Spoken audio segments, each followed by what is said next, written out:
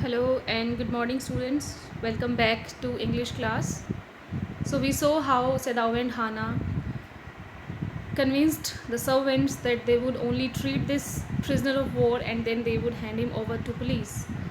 Yumi refused to wash the enemy and Hana herself washed him. But when her anger decreased, she wanted Sedao also in the room. She felt quite awkward alone in the room of the enemy. Sedao, she called softly. He had been about to come in when she called. Sadao was already about to come in. His hand had been on the door and now he opened it. She saw that he had brought his surgeon's emergency bag and that he wore his surgeon's coat. So Sadao has now entered getting all ready for the surgery. He was having his emergency bag with all the tools and he was wearing his coat. "You have decided to operate?" she cried. So Hana, who was not sure whether they should save him or not, so she cried in exclamation, "You have decided to operate?" "Yes," he said shortly. He turned his back to her and opened a sterilized towel upon the floor of the tokonoma alcove. What is tokonoma?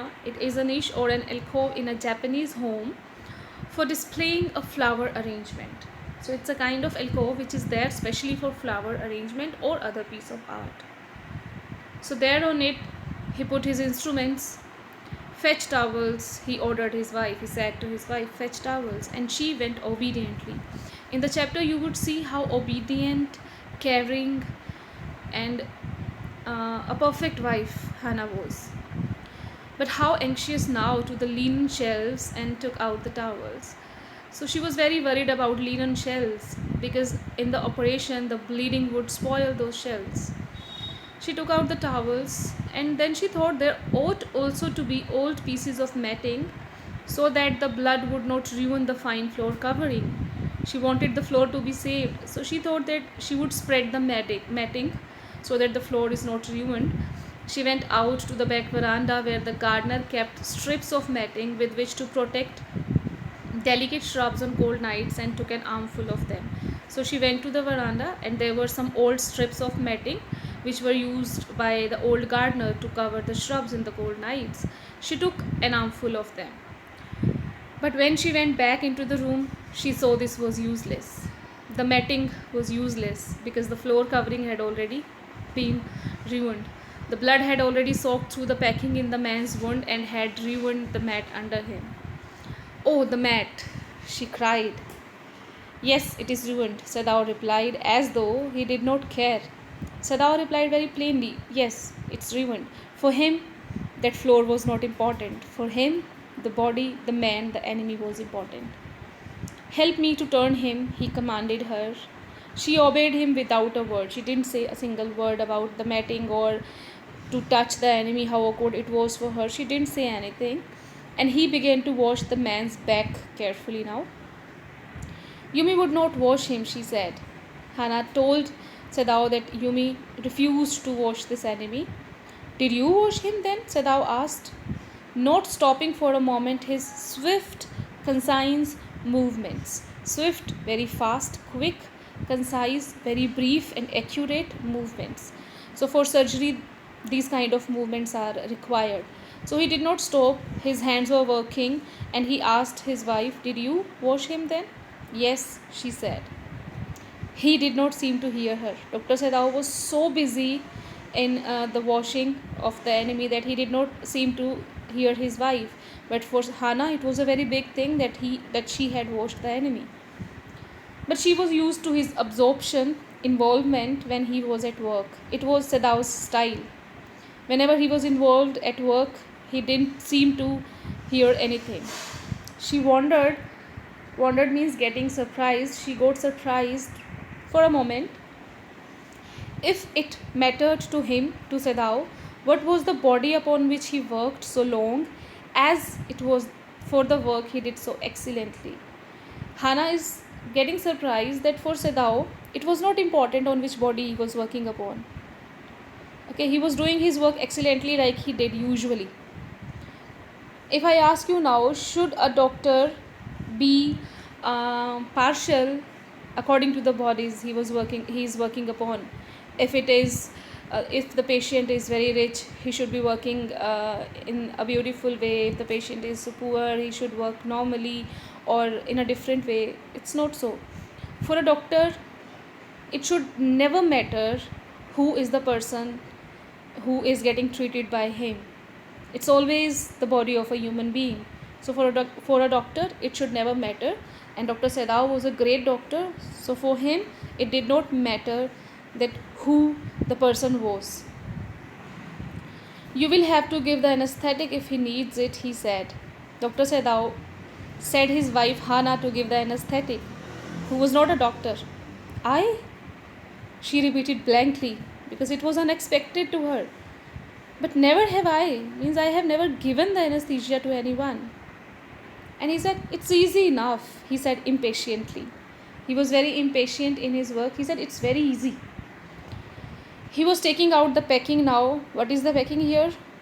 The packing is that sea moss with which he had covered the wound when he was bleeding, right? Okay. So he was now taking out the packing because he wanted to see into the wound. He wanted to treat the wound now. And the blood began to flow more quickly. Of course, the packing was stopping the blood. Now packing was out, so blood came more quickly. He looked into the wound with the bright surgeon's light fastened on his forehead. You can see here in the picture, he was having a light on his forehead. The bullet is still there, he said with cool interest. That's again an indication of a good doctor. He saw that there was bullet inside the body, but he did not lose his control. He was very calm. In a very cool way, he said, the bullet is still there. Now I wonder how deep this rock wound is. If it is not too deep, it may be that I can get the bullet. If the wound is not so deep and the bullet has not gone deeper inside the body, then Sedao could take it out. But the bleeding is not superficial, not normal. Means he has his bleeding is so extraordinary that he has lost much blood. He has lost much blood. At this moment, Hana choked. Choking is like this in the picture. Thing, and you are not able to breathe properly because of some this kind of sight which you can't bear. So at this moment, when she saw so much blood, it was very unusual for her. She choked. He looked up and saw her face, the color of sulfur, yellowish. She was turning. Don't faint, he said sharply. And Dr. Sedao said to his wife, please don't faint. He did not put down his exploring instrument because the wound was open. The man was bleeding so badly. Now if Dr. Sedao would go and take care of his wife, the man would definitely die. So he did not put down his exploring instrument and said, if I stop now, the man will surely die. So he wanted, but he could not go and take care of his wife at that time. She clapped her hands to her mouth, this gesture. She clapped her hand to her mouth and leaped up, jumped up and ran out of the room. Outside in the garden, he heard her retching. So Hana was retching, vomiting. But he went on with his work. And he thought it will be better for her to empty her stomach because he could not help her. So he was consoling himself by saying that it would be better if she would get her stomach all okay. He had forgotten that, of course, she had never seen an operation. This is very unusual sight for her. That is the reason she was retching. But her distress and his inability to go to her at once made him impatient. But Hana was distressed and Sedao was not able to go to her, to his wife. So that is the reason somewhere he got impatient and irritable with this man who lay like dead under his knife. Somewhere who got irritated at this person, that because of this person he could not go and take care of his wife. So he got impatient. This man, he thought, although he is trying to save him, but just see the mental condition of Dr. Sedao. He said, this man, there is no reason under heaven why he should live. If he will be saved now, he will be died later. So there is no reason why I should save him, why he should live. Unconsciously, this thought made him ruthless, rude, and he proceeded swiftly. Okay, his hands were now moving quickly without considering the pain and everything else faced by this enemy. In his dream, because he was unconscious, the man moaned. Moaning is crying in pain. The man cried in pain, but Sadao paid no heed, no attention, except to mutter at him. So he started speaking to something with the enemy. Groan, he muttered. Groan if you like. Cry if you like. I'm not doing this for my own pleasure. In fact, I do not know why I am doing it. This is very important. Sadao is muttering this thing to enemy. He said, cry if you want to cry. I'm not doing this for my own pleasure. I'm not giving you pain for my pleasure. In fact, I don't know why I'm doing this. He's operating him, but still he is not sure why he is doing this. He doesn't want to do this, but his conscience is making him to do that. The door opened and there was Hannah again. Where's the anesthetic? She asked in a clear voice. So now she was strong enough. She had made her mind and she asked, okay, tell me, where is the anesthetic? Sadao motioned with his chin. Without speaking anything, he just made a gesture with his chin. It is as well that you came back. So Sadao said, it's good that you have come back, because he was getting irritated. His wife was not okay. Now he was okay. He said, this fellow is beginning to stir. This fellow is beginning to move, because he was feeling pained. And if a patient is moving like this, it is very tough for the surgeon to operate. That is the reason anesthesia is required, and it was required at that time also when Hannah entered. She had the bottle and some cotton in her hand. But how shall I do it? She asked. She doesn't know how to give anesthesia. Dr. Sadao said, simply saturate the cotton and hold it near his nostril. So simply make the cotton wet with this anesthesia, with this liquid, and hold it near his nostrils. Sadao replied without delaying for one moment. The intricate detail of his work. Intricate means complicated. Whatever he was doing was very complicated. He did not stop and he just replied without looking even at Hannah or delaying for any moment. When he breathes badly, move it away a little. So this was the way Hannah was supposed to give anesthesia. She crouched close to the sleeping face of the young American. Crouched means bent, close. It was a pitiful, thin face, she thought, and the lips were twisted because he was feeling very much pain. The man was suffering whether he knew it or not. Although he was not in his own senses, he was unconscious, but yes, he was suffering a lot. Watching him, she wondered if the stories they heard sometimes of the sufferings of prisoners of war especially were true. Now she saw this pitiful man and she started thinking that are the stories she had heard about the suffering of prisoner were true or not. They came like flickers of rumor. These kind of stories are said to be rumors, told by word of mouth, means there is no proof, no evident proof. It's just said by some people, and always contradicted. They are always different. Okay, some people say no, prisoners of war are kept in a very good way and they are fed properly, and some say no, they are very badly tortured. So whatever the details are there, they are always contradicted. In the newspapers, the reports were always that wherever the Japanese armies went, the people received them gladly. So in many of the newspapers, Hannah had read the news that the people were very happy because now they were free from Americans and now they were a part of Japan, with cries of joy at their liberation. Some people were very happy that they have now got liberated from American army and they are now with Japan. But sometimes she remembered such men as General Takima, who at home beat his wife cruelly. Sometimes she remembers this person, General Takima, who was very cruel with his wife at home. Though no one mentioned it now that he had fought so victorious a battle in Manchuria, no one mentions how cruel he was because he had won this kind of war.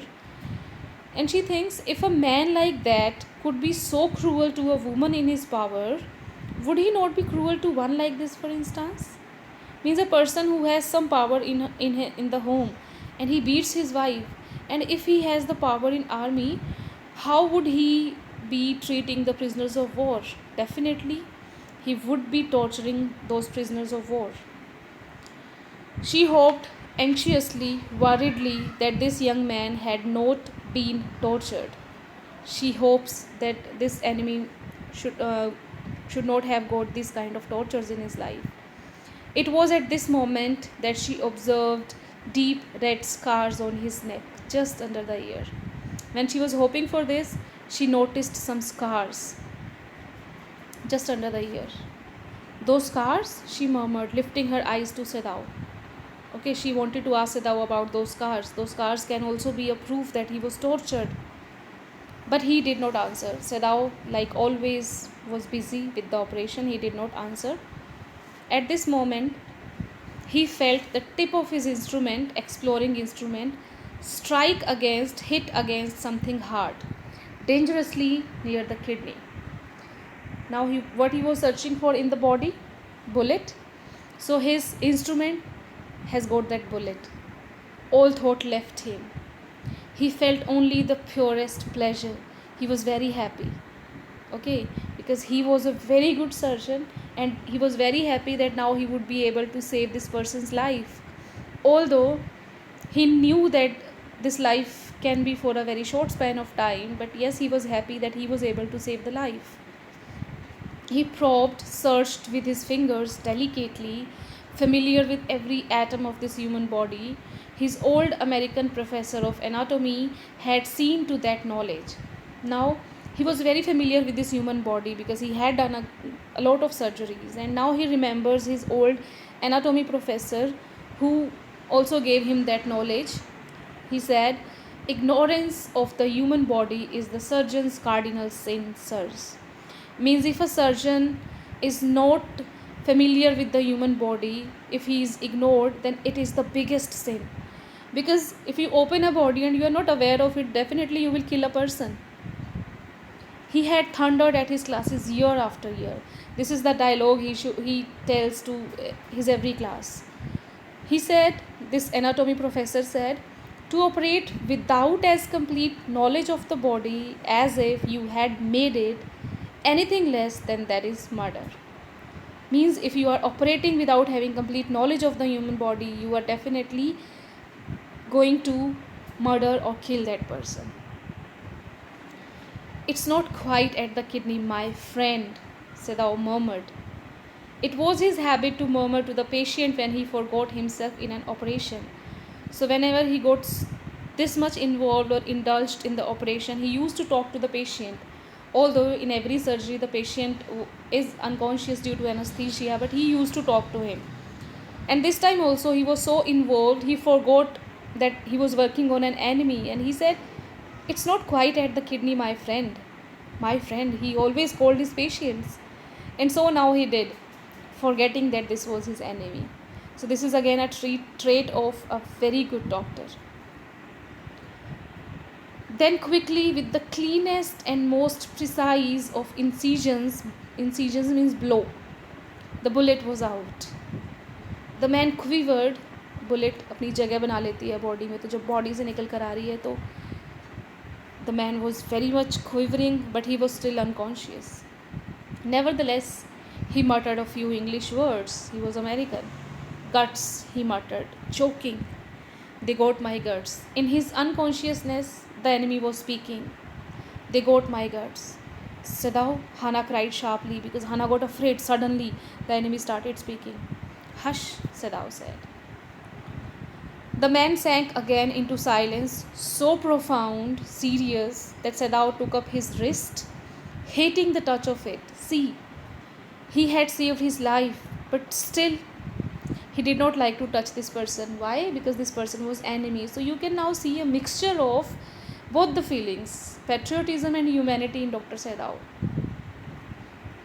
Yes, there was still a pulse, so faint, so feeble, weak, but enough. If he wanted the man to live, to give hope. So the pulse was going on. Yes, the pulse was very feeble, but this pulse could be controlled and the man could be given a chance to live. But certainly I do not want this man to live, he thought. He had done the surgery and still he is thinking, I do not want this man to live. But as a doctor, he could not let him die if he could save him. No more anesthetic, he told Hannah. He turned as swiftly quickly, fastly, as though he had never paused. And from his medicines, he chose a small vial, and from it filled a hypodermic syringe and thrust it into the patient's left arm. So he injected him. Then, putting down the needle, he took the man's wrist again. The pulse under his fingers fluttered once or twice and then grew stronger. So the injection was again successful and the pulse came to normal. This man will live in spite of all, he said to Hana and sighed. Sometimes you get just this sentence to explain in 2 marks. Sadao said, this man will live in spite of all. What is in spite of all means in spite of all the tortures, wounds, and bad luck he had to face. He was fighting, then he was kept as prisoner of Japan, then he was tortured there, then he had got a gunshot in his body, then the sea rocks, and then so much bleeding. But still, this man will live in spite of all. So this is it for the day. Okay, this part is especially very important because this is all about the operation of the enemy. So if there is any doubt, ask me. I'm going to send you some question for assignment 2 today. Send that assignment to me. Okay, have a good day.